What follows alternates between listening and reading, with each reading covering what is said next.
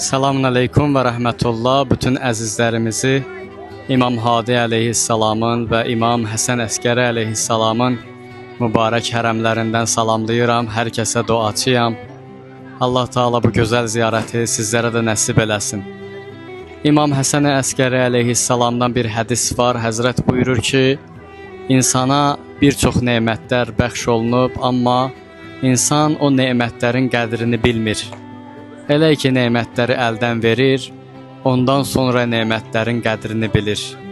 Sonra Həzrət buyurur, nə qədər ki, o nemətlər sizin əlinizdədir, qədrini bilin, dəyərləndirin, ona görə Allaha şükür eləyin ki, Allah o neməti sizin üçün davamlı eləsin və artıq eləsin. Allah bizləri, Allahın bizə verdiyi nemətlərə şükür edənlərdən qərar versin. Allah bizləri dünya və axirətdə öz istədiyi kimi yaşamaqda müvəffəq eləsin.